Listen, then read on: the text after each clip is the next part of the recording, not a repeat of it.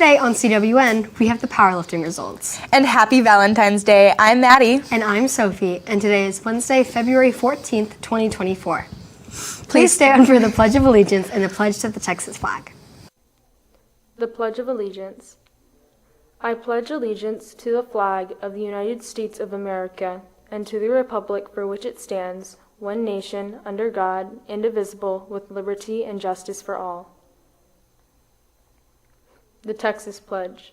Honor the Texas flag. I pledge allegiance to thee, Texas, one state under God, one and indivisible.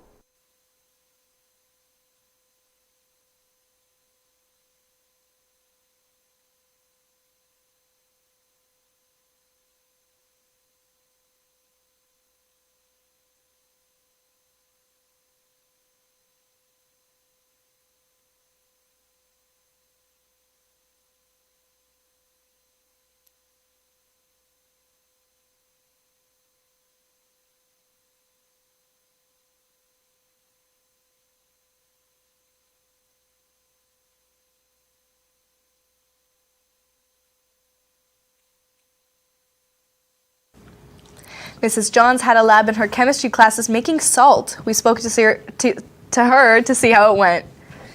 Hey cats, I'm here with Miss Johns. And Miss Johns, I heard y'all had a lab in pre-AP chemistry over making salt. Can you tell me a little more about that? Sure. Like, we're doing stoichiometry, which is really the backbone of chemistry. It's probably one of the most important things. If you end up doing anything with chemistry, you've got to kind of understand the concept.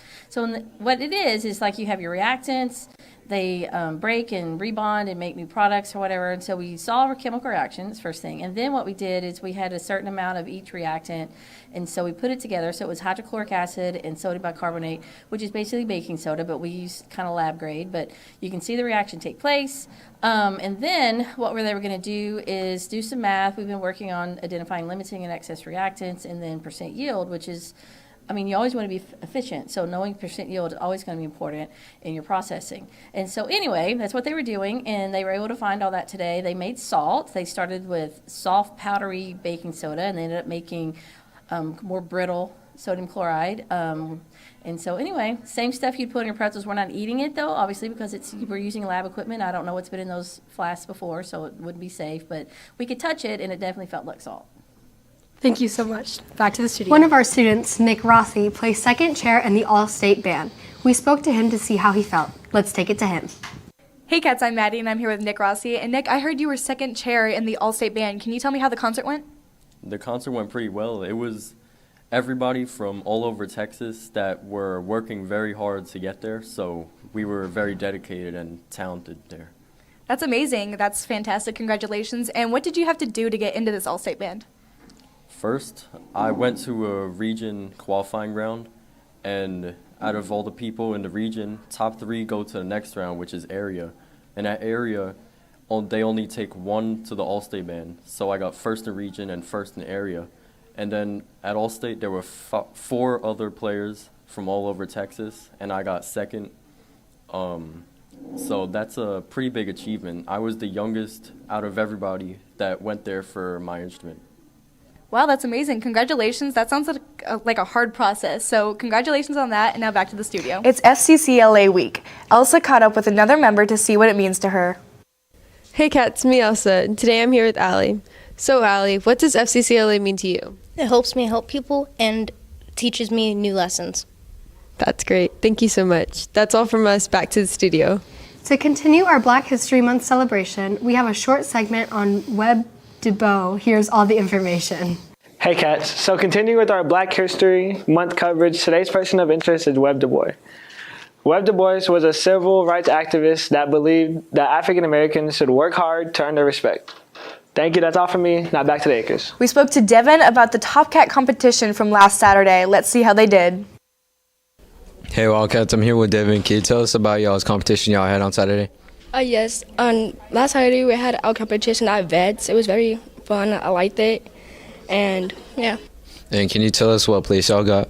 Yes, we got first in hip hop, second in lyrical, third in palm. Sounds great, and back to the studio. Now let's send it over to Callie with Wildcat Media. Thank you, anchors, and welcome back to Wildcat Media. Calallen Band has a TikTok where they post a various amount of things to encourage and promote our school spirit. Follow them at Calallen HS Band to stay up to date with any upcoming things or just random fun. Now that's all from me. Back to the anchors. Thank you, Callie. Now let's send it to Michaela with the rundown on sports after this quick break. To sit around and wait for you. But baby, can't you see there's nothing else for me to do? I'm hopelessly devoted to you. But now there's nowhere to hide since you pushed my love.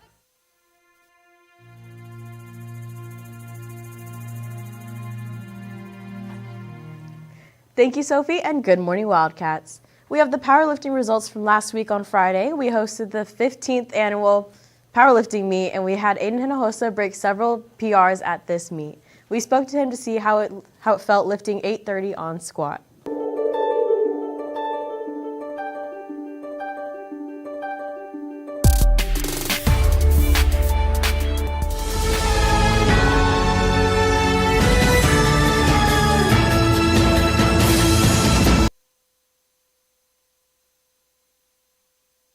Calvin.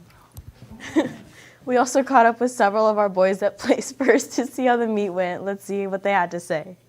Hey Cats, I'm here with Patrick. So Patrick, I heard you got first place in your powerlifting meet on Friday. How do you feel about that? Oh yeah, I feel pretty good. I felt good going into it, and overall we did pretty good as a team, and yeah. Thank you. Hey Cats, it's Patrick, Calallen TV. I'm here with Luke. Luke, I heard you had a powerlifting meet on Friday. Can you tell me how that went? It went pretty good. Me, Aiden, and Joaquin, we all got first place, broke some records, and overall we all had a pretty good meet.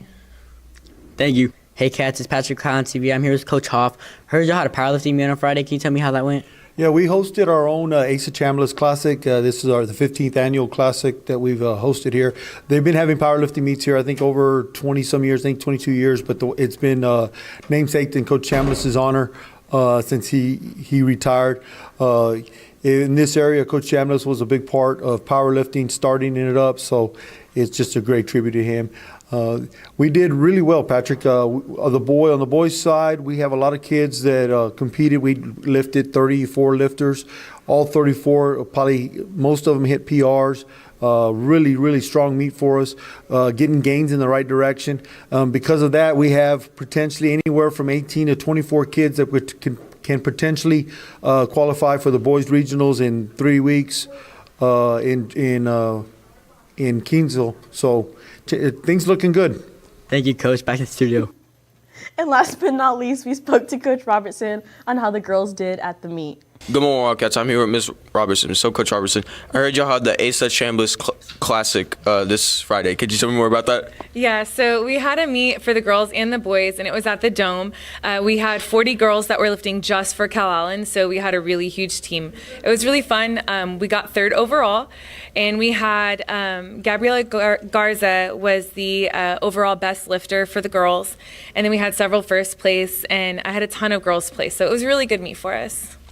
All right, that's really cool. Let's take it back to the studio. We'd also like to wish a great job to everybody who lifted. Jaden gave us all the information about how baseball did on Friday against Ray. Let's see what they had to say. Good morning, CalallenTV. I'm here with Jaden. So, Jaden, I know y'all played Ray on Friday. Can you tell me a little bit about that? Yeah, it actually went really good. You know, we started hitting early. Our defense was on point. Our pitching was on point. It was really one of our best games we'd had. So we ended up winning 13-0. All right, and what do you think that y'all need to work on going into the Carroll game on Friday?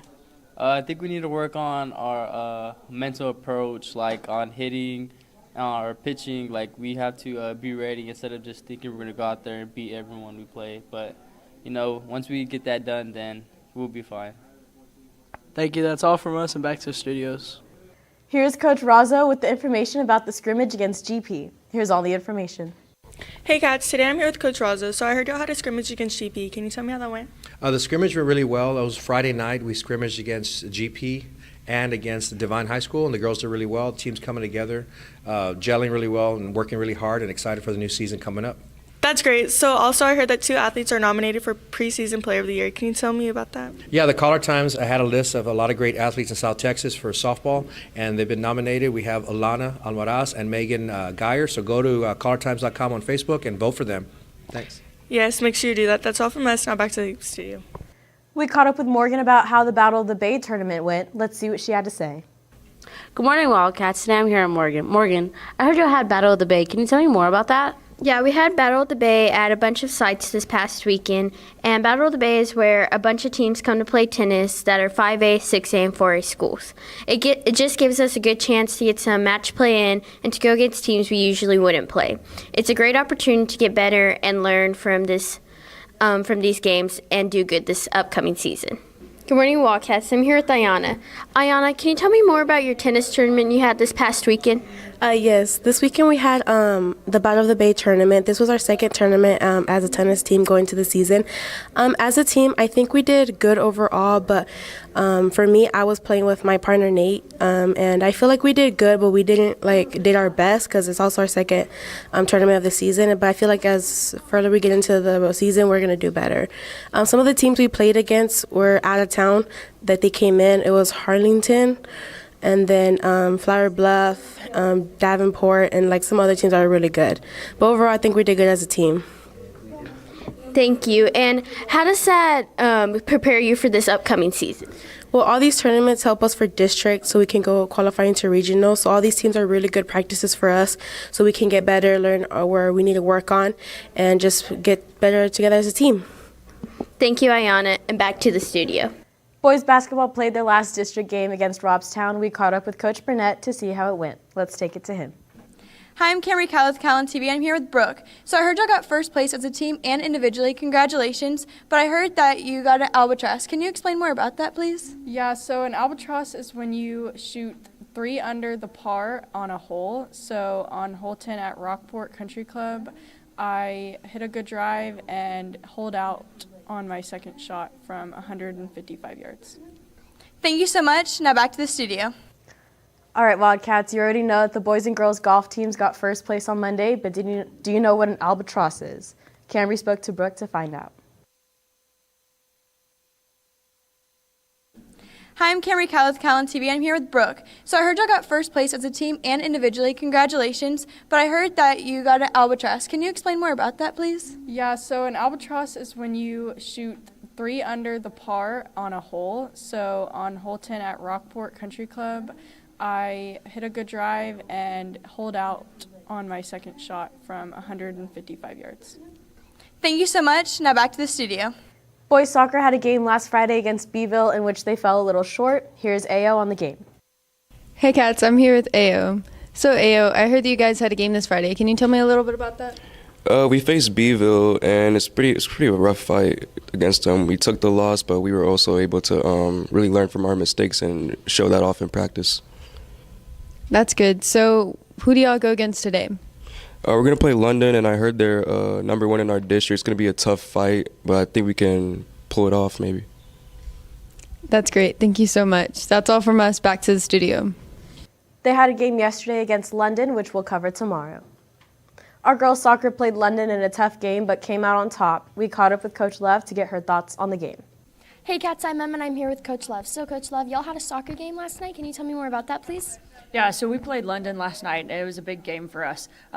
Biggest thing is the girls came out to take care of business, and I think that's what we did. But it was a very close, very competitive game, and that's what we're looking for. Now how can we improve from that? That's really cool. Congratulations. And when's y'all's next game? Our next game is going to be Friday against Ingleside, and it will be here. So we'll see what we can do, and then that will end our first session of our district play, and then we'll get started back at it for our second set of district play right after that. Perfect. Well, good luck to y'all, and back to the studio. Girls basketball ended their stellar season yesterday with a playoff loss to La Feria. It was a tough-fought game, but the girls fell short. We spoke to Kylie Butcher about the game. I'm here with Kylie, varsity basketball player. She all had a tough game last night. Can you tell me a little bit more about that? Yeah, we lost to La Feria 30-40. We just need to make shots more and communicate more, and yeah. Okay. So what can y'all take from this past year to take into next year? Just holding each other accountable and making sure we're doing our job whenever we go in. All right. That's all from us. Now back to the studio. And that's the latest on Calallen Sports. Back to you, Sophie. Thank you, Michaela. Now it's time for your weather report with James right after this quick break. Good morning, Wildcats. This is Jace Hofstetter, and I need to tell you that no one can park on handicap parking spots unless you have a handicap tag or a handicap license plate. Make sure you're not parking on them. The police have already given out 2 tickets, and they do cost more than a regular parking ticket. Thank you, anchors, and good morning, Wildcats. Another quite interesting weather pattern is going to be present across South Texas throughout the rest of this week and into the weekend. Your forecast presented by Baytech Robinson Families. Currently temperatures in the upper 60s, winds out of the east-southeast at 14 miles per hour with very, very cloudy skies. In fact, we're going to be seeing clouds all throughout our viewing area today.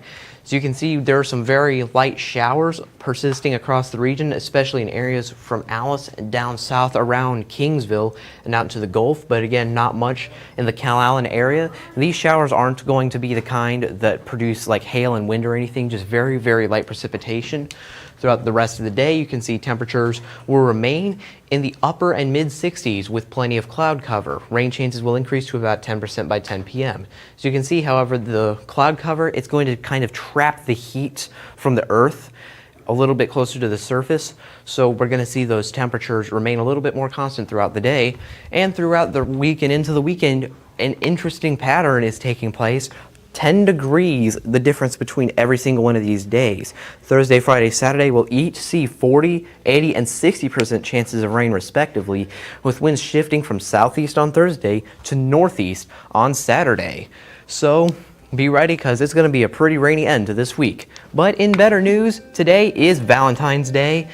And with that, let's take it back to the anchors. Thank you, James. That's all your announcements for today, but now it's time for your joke of the day.